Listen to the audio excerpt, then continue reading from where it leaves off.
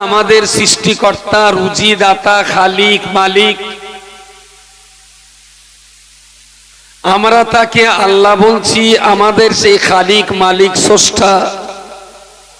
তিনি নিজেই আমাদেরকে তাকে আল্লাহ বলে ডাকতে পরামর্শ দিয়েছেন, তাই আমরা তাকে আল্লাহ বলে ডাকি। আরো একবার বলুন সুবহানাল্লাহ।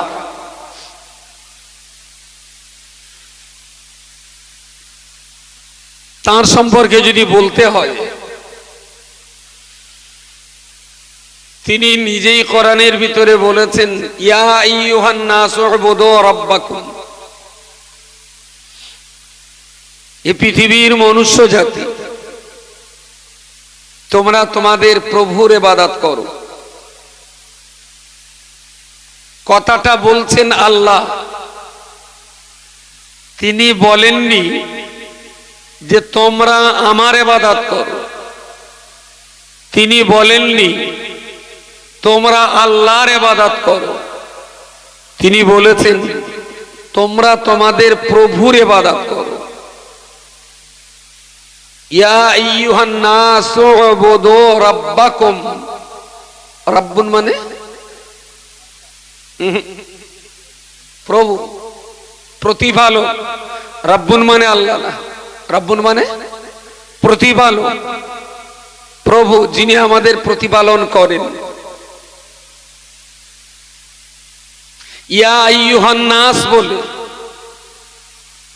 হিন্দু, খ্রিস্টান, জৈন, বৌদ্ধ, ইসাই, নাসারা, পার্সিয়ান, মজুসি, অগ্নি উপাসক, সাদা, কালো, লম্বা, বেটে, শিক্ষিত, অশিক্ষিত, আরবি, আজামি, তাম দুনিয়ার মানুষকে আল্লাহ নাস বলে সম্বোধন করে বললেন, ইয়া আইয়ুহান নাস, এ পৃথিবীর মনুষ্য জাতি, উবুদু রাব্বাকুম, তোমরা তোমাদের প্রভুর ইবাদত করো। স্বাভাবিকভাবেই প্রশ্ন আসে, প্রভু কে, যাকে আমরা ইবাদত করব? এ প্রশ্নের জবাব আল্লাহ নিজেই দিয়ে বললেন, আল্লাযী খালাকাকুম, যিনি তোমাদের সৃষ্টি করেছেন, তিনি তোমাদের একমাত্র রব, তিনিই তোমাদের একমাত্র প্রভু।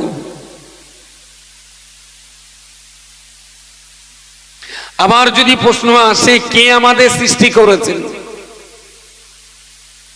ওয়াল্লাযীনা মিন ক্বাবলিকুম, যিনি তোমাদের পূর্ববর্তী বাপ দাদাদের সৃষ্টি করেছেন, তিনি তোমাদের সৃষ্টিকর্তা। আরো একবার বলুন সুবহানাল্লাহ। আল্লাযী জাআলা লাকুমুল আরদা ফিরাশান, আমাদের বা আমাদের বাপ দাদাদের কে সৃষ্টি করেছেন?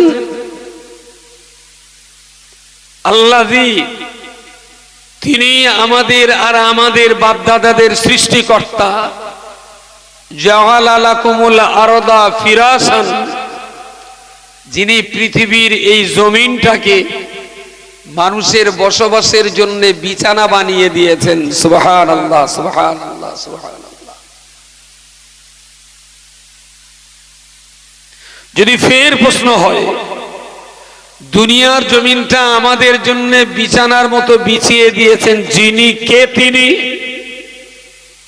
ওয়াস-সামাআ বিনান,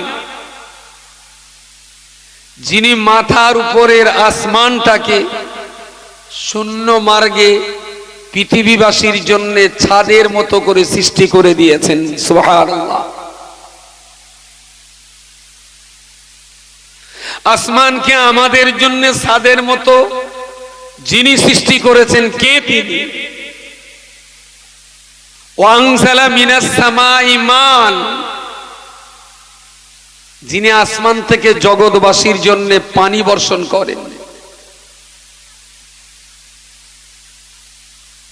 কে আমাদের জন্য পানি বর্ষণ করেন? ফাখরাজা মিনাস সামারাতি রিজকান, যিনি আসমানের পানিতে জমিন ভিজিয়ে দিয়ে এই জমিনের ভিতর থেকে মানব জাতির যাবতীয় খাবার রুটি রুজির ব্যবহারের সমস্ত ব্যবস্থা যিনি করে দেন, তিনি আমাদের রব, তিনি আমাদের প্রভু।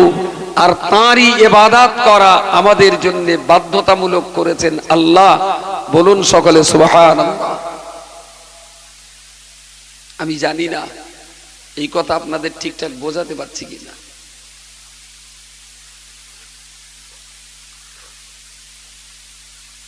কারণ কোরআনের এই আয়াতগুলো যখন নিজেরা পড়ি, একবার পড়ি মাথায় ঢোকে না, দুবার পড়ি মাথায় যায় না।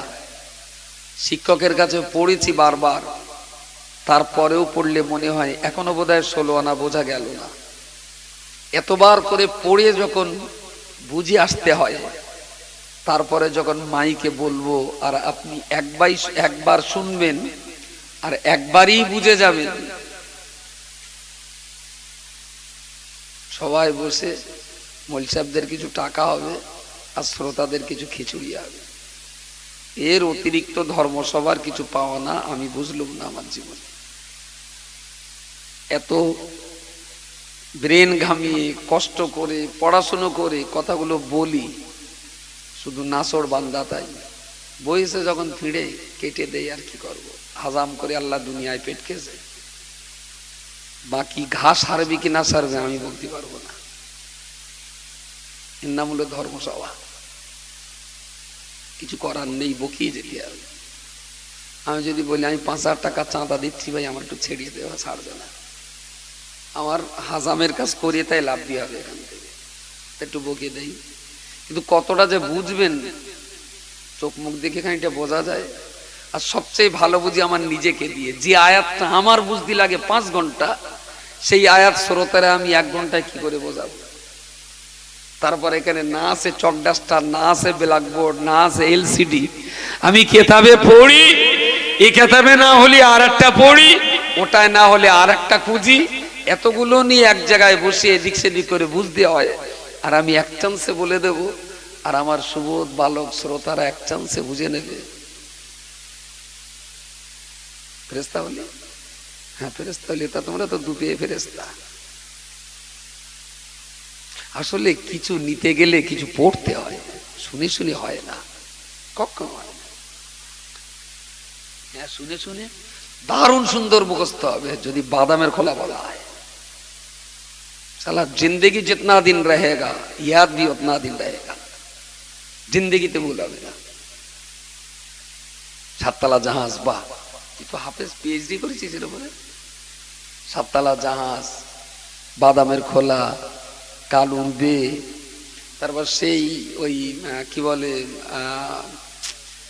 হ্যাঁ বৈশাখ হুজুরের কবর খোঁড়া, বৈশাখ হুজুর কোন কবর খুঁড়েছিল, তারপরে ওই কোন জ্যান্ত জ্যান্ত লাশের জানাজা পড়েছিল কোন হুজুর, শুনেছেন সব? হ্যাঁ আচ্ছা, ওই জ্যান্ত মানুষের জানাজাটা ওরা কোন হুজুরের বলেন না? না না, ওই একজন পীর পরীক্ষা করার জন্য জ্যান্ত মানুষ কাপনে দে জানাজা পড়তে, আর একটা পিরিয়ড দিয়ে গেল, কোন পীর সেটা? দাদা হুজুর, দাদা হুজুর। তারপর ওই খাজা সাহেবের মরার পরে আবার জ্যান্ত হয়ে জানাজা পড়িয়ে যাওয়া, সাবল কি,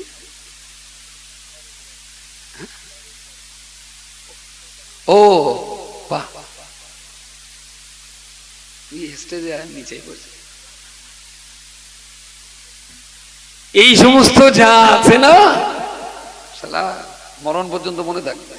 দারুণ ভিটামিনের রস, হ্যাঁ বলা যাবে, দারুণ সুন্দর মনে থাকবে। তবে এই কথাগুলো কেউ যদি শুনে বিশ্বাস করে না, তার ঈমান থাকবে না, ঈমান থাকবে না। কিন্তু বলে কি করব, মানুষ তো শুনতে ভালো লাগে। সেই অনেক দিন আগে একটা গল্প পড়েছি না, কোনো বুড়োর কাছে শুনেছি। ওই বাংলাদেশ, চিটাগাং, বরিশাল, চট্টগ্রাম ওই দিক থেকে সেই আমরা কিছু মানুষজন এপার ওপার হয়ে গেছে। তো এখন বাংলাদেশের এই ভূত এখানে এসে রয়েছে কটা, মুসলমান পাড়ায় তারা জমি বদলি করে এখানে এসে এসে দেখি এরকম খেজুর গাছের রস জাল দিয়ে গুড় হয়। কারণ চিটাগাং বরিশাল ওইদিকে সব গুড় টুড় ওরা বাবার কালে খাই। এসে শুনেছে যে মোল্লারা গাছ কাটে আর গাছের গুড় হয় খুব ভালো। সে বাংলাদেশের হিন্দু বুড়ো একদিন এসে বাড়ি এসে বলতে, মোল্লা তোরা নাকি এরম গুড় করিস, শুনেছি খুব নাকি রুটি পিটিতে খালি বিরাট মজা লাগে। তাহলে হ্যাঁ, তাহলে এই গুড় একটু দিবি, আমি বাংলাদেশ থেকে এসে জীবনে গুড় খাইনি। তা বলছে, কাকা আমার তো গুড় আজকে খুব ভালো নেই, আছে একটু ঝোলা গুড়, তা সে তো খুব ভালো টেস্টি হবে না। তার মানে সেই ঝরা রস, নিম ঝরা, তেজরা, কাঠ ঝরা, টক মাল 3-4 দিনের সেই গুড় রয়েছে। তুই যা আছে তাই একটু দে অন্তত খোকা, জীবনে গুড়টা খেয়ে আই বুড়ো নামটা অন্তত খোঁচাই। বুড়ো সেই গুড় একটু দেশে, আর পয়সা কম দিয়েছে, টক গুড়ির যেরাম দাম। বাড়ি গিয়ে রুটি তৈরি করে বলে দেশে, বুড়ো রুটি তৈরি করে খেলি মজা লাগবে। মলদার বলে দেশ যে গাছ কাটে, শিউলি নাকি বলে না, শিউলি। বাড়ি গিয়ে সেই বুড়ো আর বুড়ি রুটিনে করে দুজন বসেছে, আর চিটগুড়ি তো রুটি ডোবায় আর ওইরকম পাটের মতন সুতো ওঠে, আর সেইভাবে খায়, আর জামা কাপড়েও লাগে। আর বুড়ো আর বুড়ি দুটো খুব মজা করে খেয়েছে, একটু বিরাট মজা লেগেছে। 2-4 দিন পরে আবার একটু বেশি টাকা লেগেছে। মোল্লা তুই যা গুড় দিলি না, দারুণ সুন্দর খেয়েছি, আবার একটু দে। তাহলে কাকা আজকে বলো পাটালি আছে। তাই কাকা কি পাটালি, কি ঝোলা, ওসব বুঝি নে, ভালো জিনিস দিবি, কতদিন যেরাম দিলি ওইরাম ভালো গুড় দিবি। টক গুড় খেয়ে যদি এত নাম করে, তাহলে পাটালি দিবি তো বিরাট নাম করবে। দামও বেশি লেছে, 3 গুণ বেশি দাম। একদম অরিজিনাল পাটালি, কাগজে করে মুড়ি দিয়েছে। বাবার কালে তো পাটালি দেখিনি। বাড়ি নিয়ে রুটি নিয়ে বসে সেই বুড়ো আর বুড়ি দুটো মাথা খারাপ, বলে শালা মুসলমানের বাচ্চা, এর বিশ্বাস সত্যি আছে। প্রথম দিন কম পয়সা নিলে কেমন সুন্দর গুড় দিলে, রুটিও ধারে পাশে নিয়ে যাবার আগে চপাট চপাট করে লেগে যেত। শালা আজকে দামও বেশি লেছে, আর কি ফেদার গুড় দিয়েছে বলো দিন, কোনো মতেই রুটিতে জড়ায় না। সেরকম পাটালি বলবে না, রুটি দিয়ে এপিটুপিট করে, কোনো মতেই জড়ায় না, মাথা খারাপ।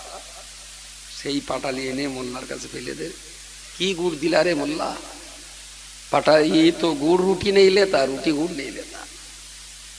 তুই আগের দিন কম পয়সালে যা দিলিস তো ভালোই দিলে, আর এইভাবে ঠকালি কেন আবার? যে কাকা একটু গালে দিয়ে তুলে দেখেছেন, গালে কি দেবে রে ডিম? রুটিতে চড়ায় না তো গালেটা দেবে কিসে? রুটিতে চড়াবে তবে তো গালে দেবো। কাকা বেকার রাস করে লাভ হবে না। তা রুটি একবার দাও, গুড় একবার দাও, হাত নয় 2বার তোলো গালে। আরে খোকা আগের দিন তুই গুড় দিলি, গুড়ি রুটি দিছি, জড়িয়ে ধরেছে, টেনে তুলে গাড়ে দিছি। আরে তোর গুড় তো রুটি জড়ায় না মোটে। ও আবার ভেঙে একটু করে গাড়ে দিয়েছে। খেয়ে নে খেয়ে মোল্লা, কিছু মনে করিস না, তোর চিটিং বাদ জোর খুব ভেবেছিলাম। আসলে এই যে আগের চাইতে এত মজা বুঝতে পারি। তাহলে কাকা গালে তুলে তারপর তোলা বাবা, তাহলে তো রুটিতে জড়ায় না, তা গালে তুলবো কি করে?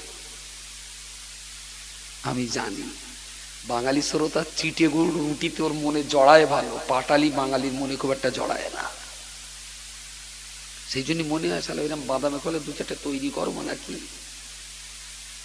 কোরআন হাদিস রজ না খুব একটা যেন কলবে জড়াতে চায় না, চিটে গুড় দাও সালা জম্মের খাওয়া খাবে। আরে পাটালি হঠাৎ মনের কাছে জড়াতে চায় না। আমি কোরআনের 2টা আয়াত পড়লুম তো, শ্রোতার চোখ মুখ আমি দেখছি খুব ভালো নীতি পাচ্ছে না, রুটিতে খুব ভালো জড়াচ্ছে না। এই যে চিটেগুড়ির গল্পটা দিছে, এটা কেন জড়িয়ে চলেন দিন? এই যে রুটি আর পাটালি আর চিটেগুড়ির গল্পটা দিছে, কেরাম জড়িয়ে চলেন দিন? ভালোই জড়িয়েছে। কিন্তু এইবার কোরআনের যে পাটালিটা দেবো, ও যেন শালা কোনো মতেই জড়াতে চাচ্ছে না রুটির সঙ্গে, মনের সঙ্গে রস জড়াতে চাচ্ছে না। আমার আল্লাহ পাক রব্বুল আলামিন কোরআন শরীফে পরিষ্কার করেছেন, বলেছেন বান্দারে ইয়া আইয়ুহান নাসু উবুদু রাব্বাকুম, এই পৃথিবীর মনুষ্য জাতি তোমরা তোমাদের প্রভুর ইবাদত করো। আল্লাহ পাক নিজে ইচ্ছা করে বলেননি আমার ইবাদত করো, আল্লাহ এটাও বলেননি বান্দা তোমরা আল্লাহর ইবাদত করো। কোরআনের এই আয়াতে আল্লাহ বললেন বান্দা তোমরা তোমাদের প্রভুর ইবাদত করো।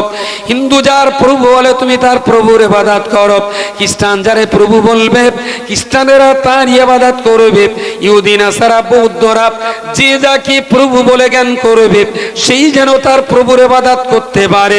কিন্তু প্রশ্ন তো একটা জায়গায় থেকেই যাবে, প্রভু কাকে বলবো, কে আমাদের প্রভু হবার যোগ্য?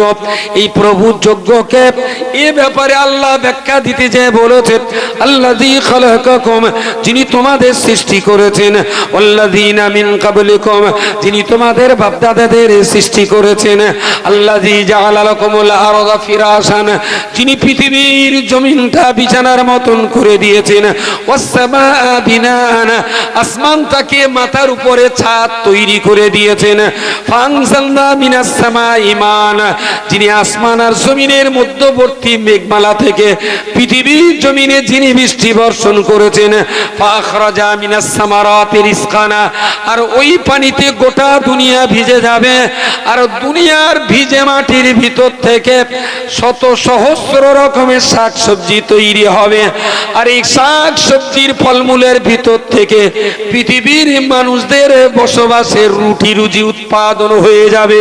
জোরে সোরে বলুন সুবহানাল্লাহ।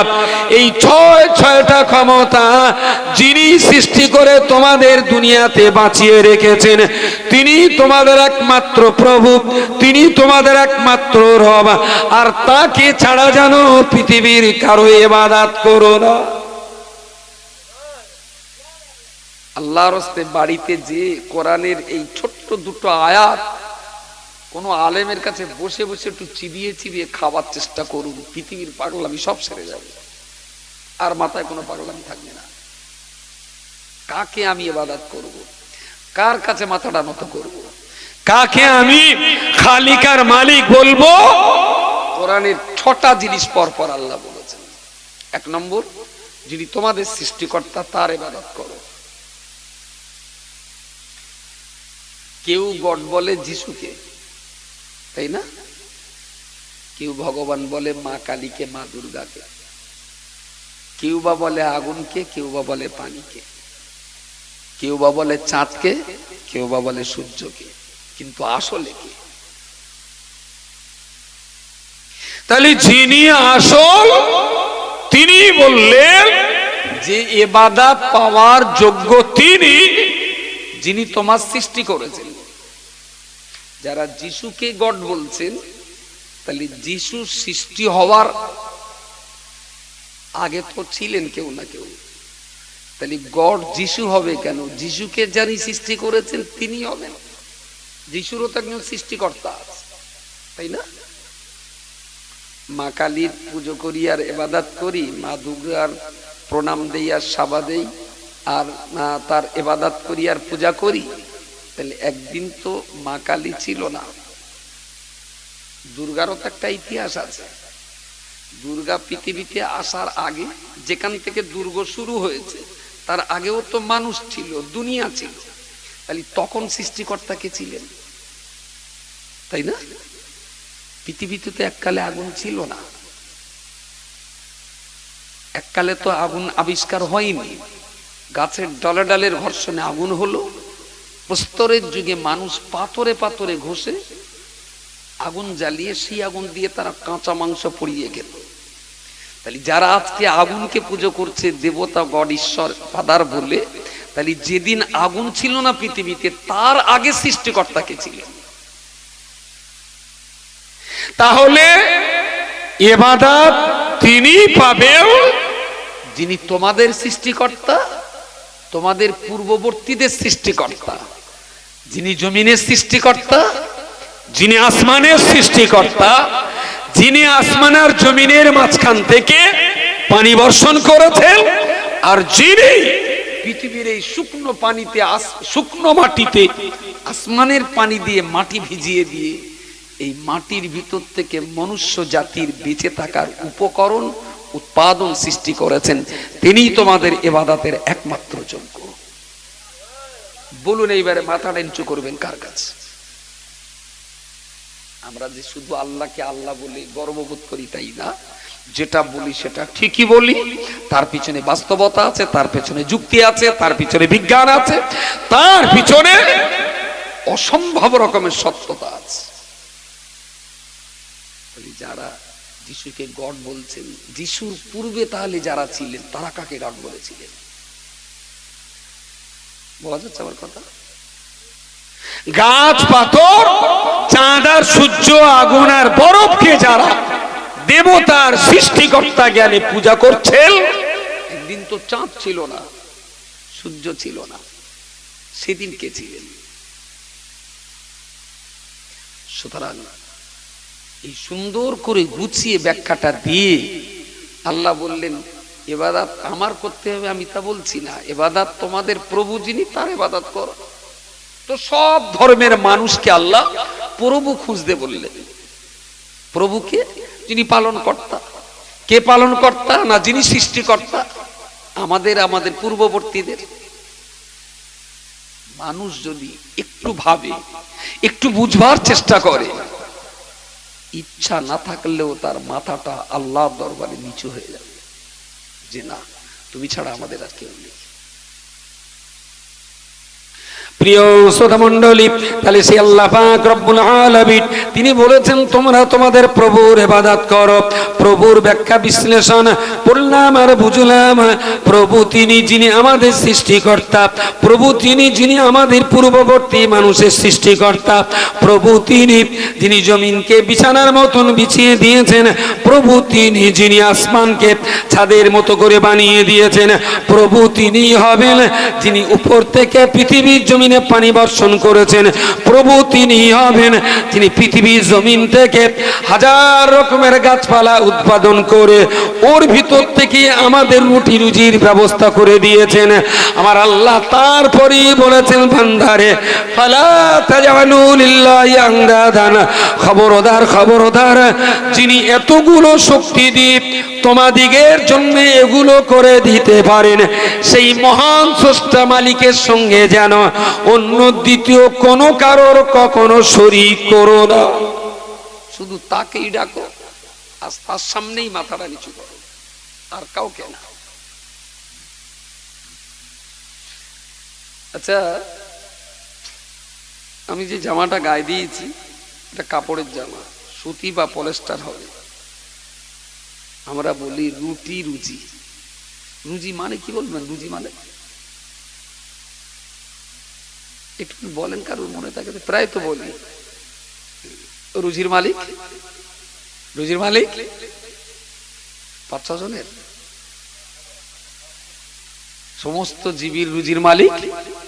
এইবার বলেন রুজি মানে কি? যদি আপনি মানে না বোঝেন তাহলে আল্লাহর কি রুজির মানে নিশ্চয়ই আপনি জানেন। আমি বললাম ছেলেটা কার? বললো গোলাম আলী। তাইলে নিশ্চয়ই এই ছেলেটা চেনেন, তারপর তো বলেছেন গোলাম আলী। আমি বললাম রুজির মালিক কেটা? বললেন আল্লাহ। তাহলে রুজি নিশ্চয়ই চেনেন, সেটা কি? আবার বলে আল্লাহ। রুজিরা কি? রুজি মানে এই কথা এত দেরি করছেন কেন? আমি ওইটাই তো শুনতে চাচ্ছি প্রথম থেকে। রুজি মানে, রুজি মানে মিথ্যা কথা। রুজি মানে খাদ্য না। রুজি মানে হলো দুনিয়াতে মানুষের বেঁচে থাকার জন্য যা যা উপকরণগুলো প্রয়োজন, সমস্ত উপকরণ রুজির ভিতরে শামিল। তাইলে আমার খাওয়ানোর মালিকটা আল্লাহ, আর বাড়িটা বলেন বলেন ওটা কার? বাইকটা, আমার পোশাকের জামাটা, সবটাই আল্লাহ। রুজি বলতে বোঝায় এই পৃথিবীতে মানুষের বেঁচে থাকতে গেলে যা যা প্রয়োজন পড়ে। তো বাঁচতে গেলে চপ্পল দরকার, বাঁচতে গেলে পোশাক দরকার, বাঁচতে গেলে দুটো খাবার দরকার, বাঁচতে গেলে একটু মাথা গোজার বাড়ি দরকার, বেঁচে থাকতে গেলে একটু বাজারঘাটের জন্য একটা বাইক দরকার, তারপর রুজি ওই রোজগার করার জন্য একটা 4 চাকার গাড়ি দরকার, চাষ করতে গেলে জমিন দরকার। তো তো মানুষের বাঁচার জন্য যা যা লাগে সবগুলোকেই এক কথায় বলা হয় রুজি। ওয়ার রাজ্জাক যুল কুওয়াতিল মাতিন, যিনি অবিনশ্বর অনল সুদৃঢ়, তিনি সকলের রুজির একমাত্র মালিক তিনি। সুবহানাল্লাহ। তো রুজি মানে শুধু খাবার না, রুজি মানে বেঁচে থাকার জন্য যা যা লাগে, অক্সিজেন বাঁচার জন্য দরকার, এটা রুজি। পোশাক বাঁচার জন্য দরকার, এটা রুজি। ঘর বাড়ি বাঁচার জন্য দরকার, ওটা রুজির ভিতরে। একটু পুকুর না হলে তো মাছ খাওয়া হবে না, তাই না? তাহলে আমার পুকুরটাও ওটাও রুজির ভিতরে। এক কথায় মানব জীবনে যা যা প্রয়োজন পড়ে সবটাই রুজির ভিতরে। আর এই সবটাই আসে মাটির থেকে। জামাটা হিসাব করলে এটা এখন কাপড়, কাপড়ের আগে সুতো ছিল, সুতোর আগে তুলো ছিল, তুলো তুলো তুলো থেকে সুতো হয়, তারপর তুলোর আগে পাকড়া বা শিমুল, তারপরে গাছ, আর গাছের গোড়া মাটি। আপনি পৃথিবীতে যা কিছু কাজে লাগাচ্ছেন, ব্যবহার করছেন, সবকিছু রসগোল্লাটা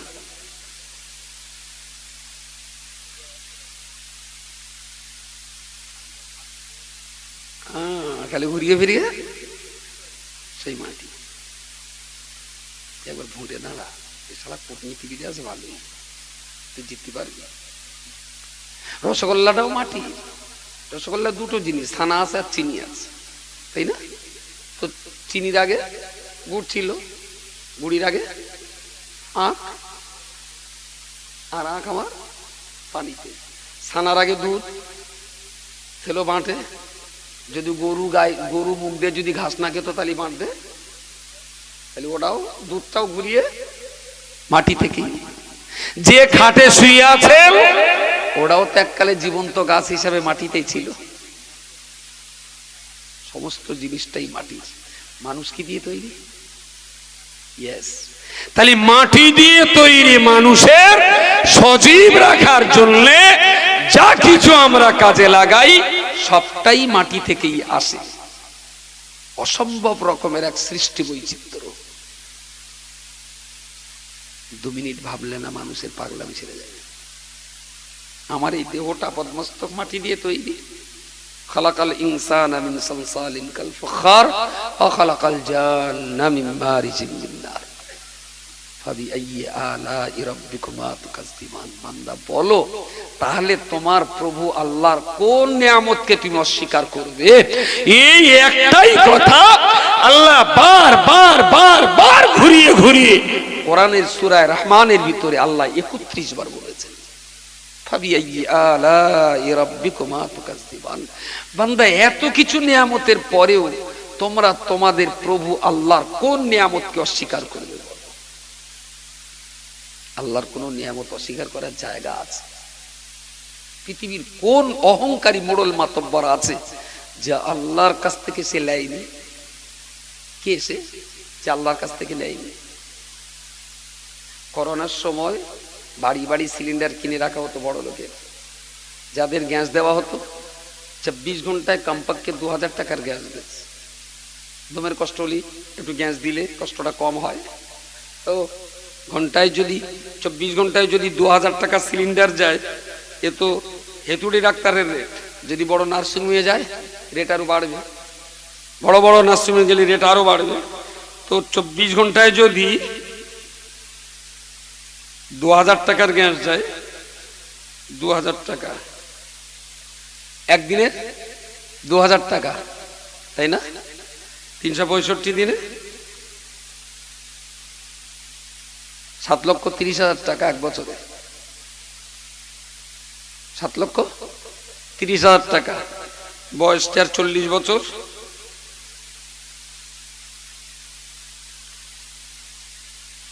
1000 লক্ষ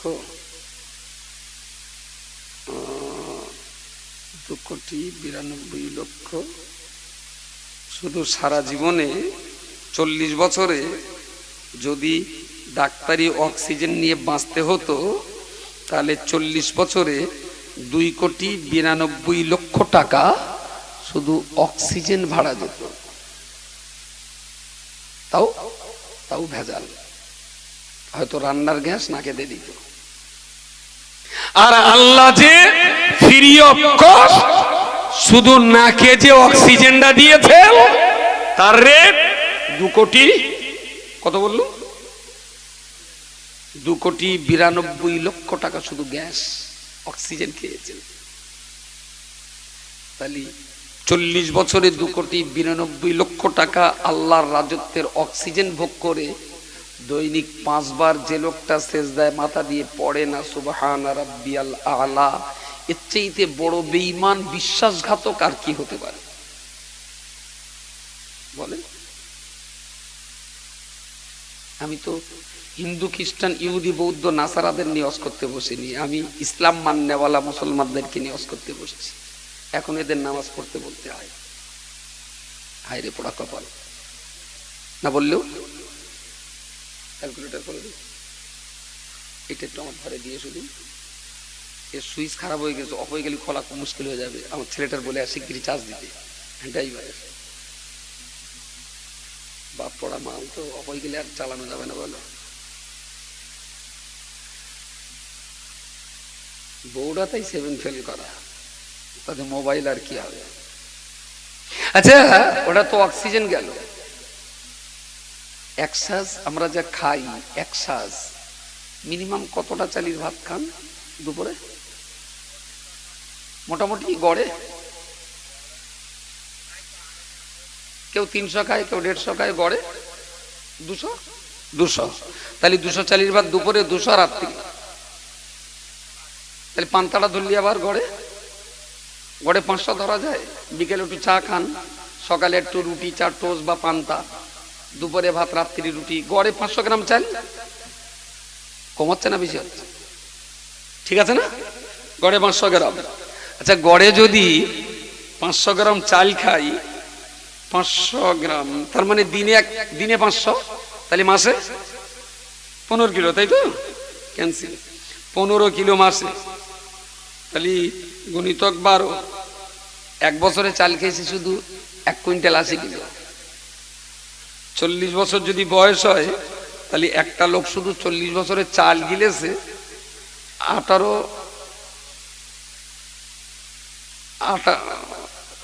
15 গুণিতক ভুল হয়ে যাচ্ছে, 15 কেজি করে মাসে।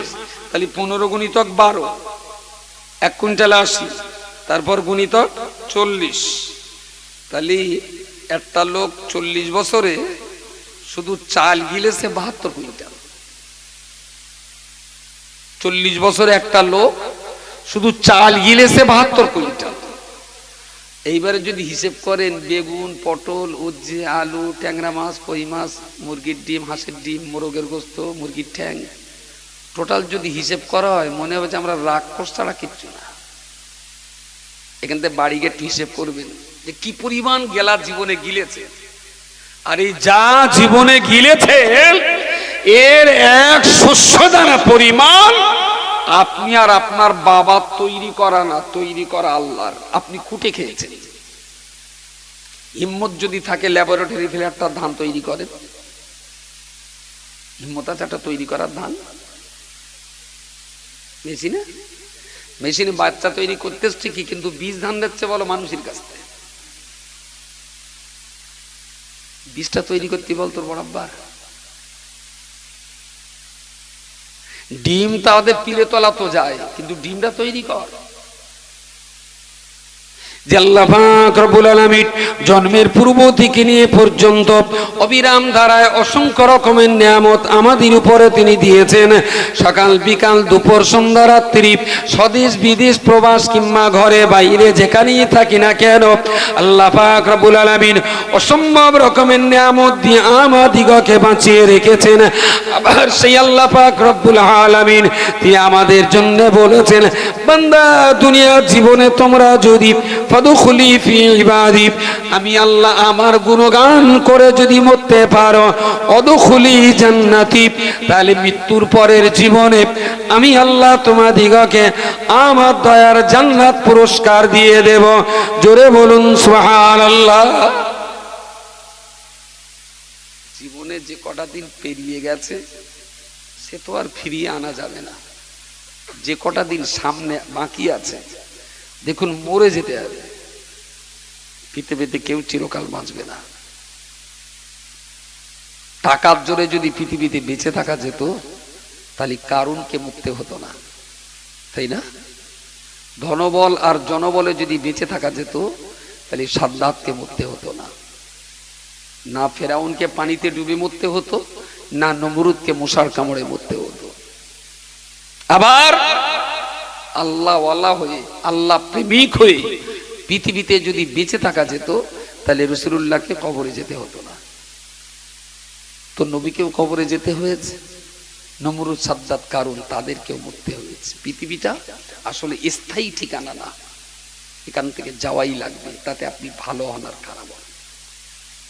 তো যারা এখান থেকে ভালো অবস্থাতে এই জায়গা থেকে বিদায় নিয়েছে তারা নিশ্চয়ই মরণের পরেও ভালো একটা জায়গা পেয়ে যাবে। যারা এখান থেকে খারাপ অবস্থায় বিদায় নেবে মরণের পরে তাদের জন্য খারাপ জায়গায় অপেক্ষা করছে।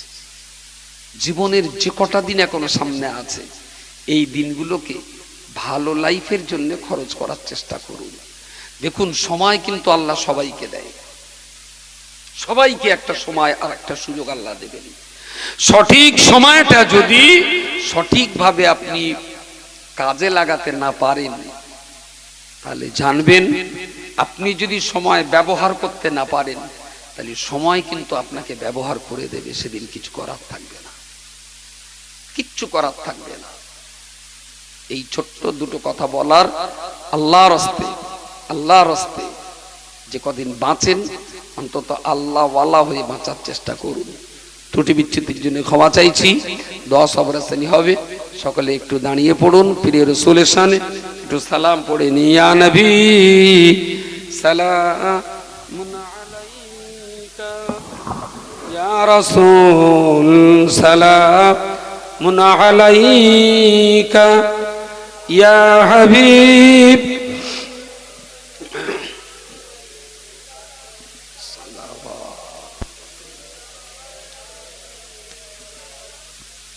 من يرى